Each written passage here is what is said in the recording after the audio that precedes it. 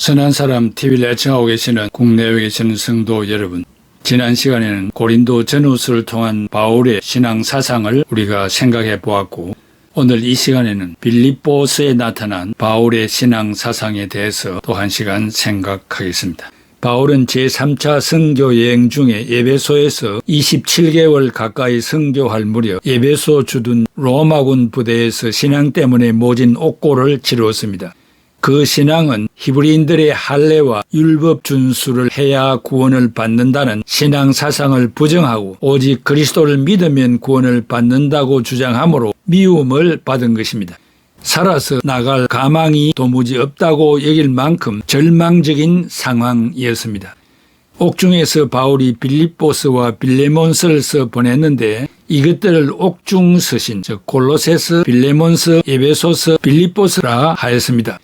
빌립보서가 바울의 친서로서 믿음에 더하여 할례를 받고 유대교 율법을 지켜야 구원을 받을 수 있다는 이단을 단죄하는 편지를 양분해서 집필하였고 동기와 내용을 빌립보 교회에 보낸 것이 빌립보서입니다.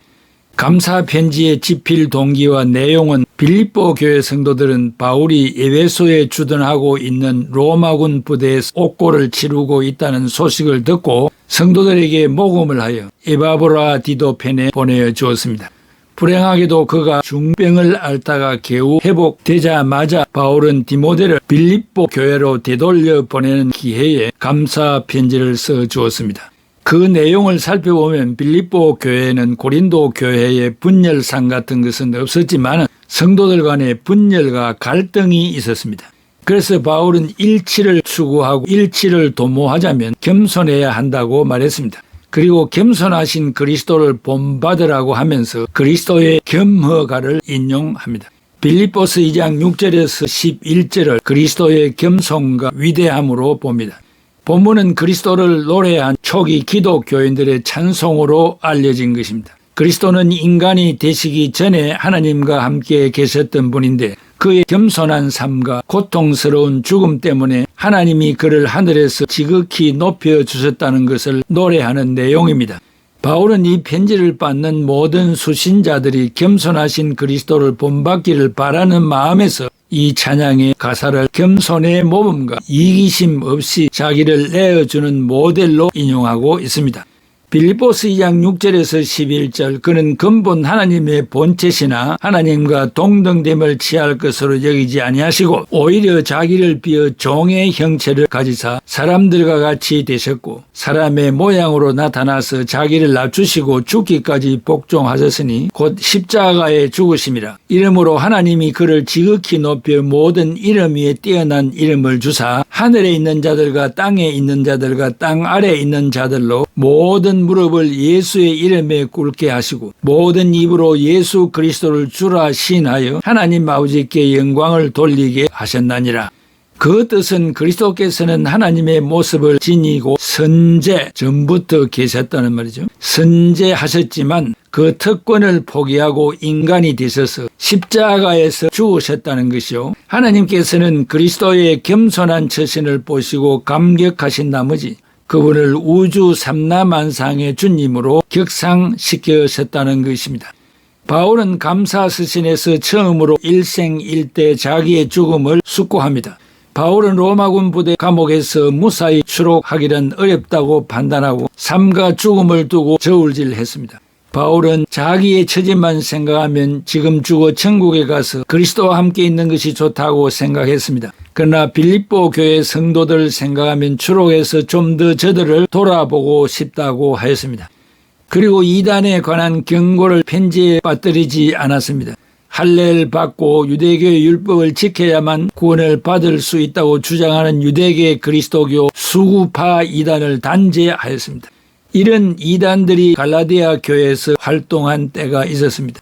저들은 이미 빌립보 교회에서도 활동을 하였기 때문에 단죄한 것인지 아니면 장차 올 것을 예상하고 미리 단죄하는 것인지 판가름하기란 어렵습니다.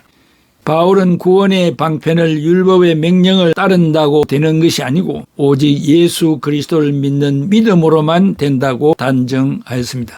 빌립보서 3장 9절에 그 안에서 발견되려 함이니 내가 가진 너희는 율법에서 난 것이 아니요 오직 그리스도를 믿음으로 말미암은 것이니 곧 믿음으로 하나님께로부터 난 의라. 즉 그리스도를 믿음으로 얻는 의로움이고 하나님에게서 비롯하는 믿음이고 믿음으로 얻는 의로움을 가지게 된다고 단정하였습니다. 이 외의 모든 감은 이설은 이단자들이 하는 말로서 남을 속여 자신의 유익을 챙기는 불순한 세력입니다. 다섯째, 빌레몬스에 나타난 바울의 신앙사상. 사도 바울이 제3차 선교 여행 중 에베소에서 27개월 머물면서 선교할 무렵 그의 제자 골로새 출신 에바브라가 에베소에서 동쪽으로 450리 떨어진 지역에서 전도하여 골로새 교회를 창립하였습니다. 골로새 1장 6, 8절에 이 복음이 이미 너희에게 이르매 너희가 듣고 참으로 하나님의 은혜를 깨달은 날부터 너희 중에서와 같이 또한 온 천하에서도 열매를 맺어 자라는도다. 이와 같이 우리와 함께 종된 사랑하는 에바브라에게 너희가 배웠나니 그는 너희를 위한 그리스도의 신실한 일꾼이요 성령 안에서 너희 사랑을 우리에게 알린 자니라. 아울러 라오디게아 교회와 히에라폴리스 교회도 세운 것 같습니다. 에바브라는 바울이 에베소에 주둔하고 있는 로마군 부대에서 옥고를 치룰 때 함께 투옥되었습니다. 빌레몬스 1장 23절에 그리스도 예수 안에서 나와 함께 갇힌 자 에바브라와 그의 노예인 오네시모가 도망을 쳐서 에베소 주둔 로마군 부대에 갇힌 바울과 에바브라를 찾아왔습니다. 오네시모는 바울과 에바브라의 옥바라지를 하면서 그리스도를 믿는 신앙을 배워 그리스도인이 되었습니다. 바울이 노예 오네시모를 주인 빌레몬에게 돌려보낼 때 빌레몬서를 가지고 가게 했습니다. 여기서 바울은 빌레몬에게 오네시모를 용서해 주고 신앙의 형제로 대해주기를 간청했습니다. 빌레몬서는 바울의 하나뿐인 사신이면서 가장 짧은 편지입니다. 이에 앞서 바울은 성도들 사이에서는 민족과 신분과 남녀의 차별이 없다고 선언한 바가 있습니다. 이제는 유대인도 없고 헬라인도 없으며 노예도 없고 자유인도 없으며 남성도 없고 여성도 없습니다. 여러분은 그리스도 예수 안에서 하나이기 때문입니다.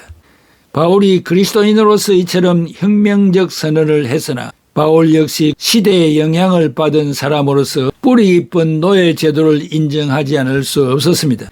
고린도전서 7장 20절에서 24절에 각 사람은 부르심을 받은 그 부르심 그대로 지내라. 네가 종으로 있을 때 부르심을 받았느냐 염려하지 말라. 그러나 내가 자유롭게 될 수 있거든 그것을 이용하라. 주 안에서 부르심을 받은 종이라도 주께 속한 자유인이요 그와 같이 자유인으로 있을 때에 부르심을 받은 자는 그리스도의 종이니라. 너희는 값으로 사신 것이니 사람들의 종이 되지 말라. 형제들아 너희는 각각 부르심을 받은 그대로 하나님과 함께 거하라. 그렇지만 그 시대에 바울처럼 노예를 아낀 사람도 없었습니다. 빌레몬서 15절에서 17절에 아마 그가 잠시 떠나게 된 것은 너로 하여금 그를 영원히 두게 함이리니 이후는 종과 같이 대하지 아니하고 종 이상으로 곧 사랑받는 형제로 둘 자라. 내게 특별히 그리하거든 하물며 육신과 주 안에서 상관된 내게래야. 그러므로 네가 나를 동력자로 할진대 그를 영접하기를 내게 하듯 하고 오네시모가 빌레몬을 떠나게 된 것은 영원히 그를 돌려받을 수 있기 위한 것이 아닐까. 이제는 종이 아니라 종 이상으로 사랑스러운 형제로 돌려받은 것입니다. 이 세상에는 민족도 없고 신분도 없고 남녀 차별도 없고 노예도 없습니다. 오직 예수 그리스도 안에서 하나입니다.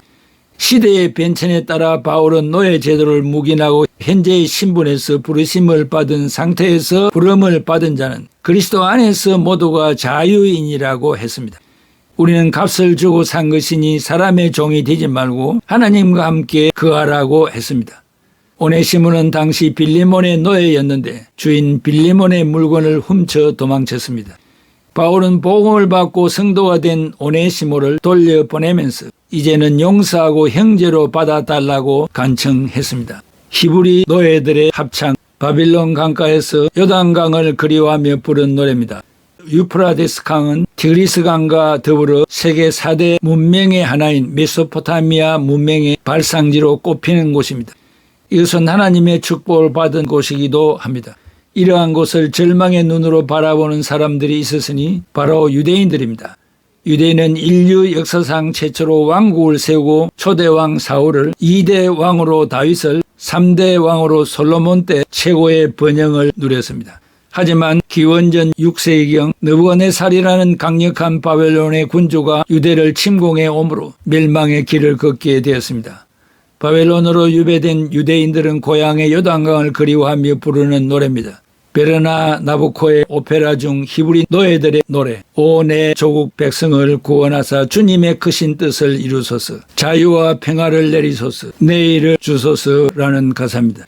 자이든 타이든 고향을 떠나 2000년간 세계를 떠돌며 사는 디아스포라들입니다. 유프라테스 강가에서 이 노래를 부르며 고향을 그리던 일부 유대인들은 나라를 찾아 잘 살고 있습니다. 그러나 지금까지 떠돌아다니고 있는 디아스포라들은 언젠가 고향으로 돌아가기를 소망하고 있습니다. 히브리 노예들의 이 합창을 잘 감상하시기를 바랍니다. 기도하겠습니다. 고마우신 아버지 하나님, 은혜와 사랑을 감사합니다. 히브리 민족의 살아온 여정들을 한마디로 어떻게 말할 수 있겠습니까? 거기에는 고난과 고통과 눈물과 피가 있는 역사였습니다. 빼앗기고 강탈당하고 노예 삼고 참 인간으로서 참기 어려운 선택받은 백성의 여정들을 생각하게 됩니다. 그런 유대인들 중에 하나님이 사도 바울을 불러내셔서 이렇게 신학사상을 정립하고 사람이 생각지 못한 오묘한 진리의 말씀들을 각 교회에 보냄으로 말미암아 그 편지들을 통해서 오늘 우리가 배우고 우리의 신학을 정립하고 우리의 신학 사상을 넓혀가며 더 깊이 들어갈 수 있는 기회를 주신 것을 감사합니다. 우리의 청자들에게도 이와 같은 은혜를 충만히 허락하여 주시옵소서. 예수 그리스도의 이름으로 기도하옵나이다. 아멘.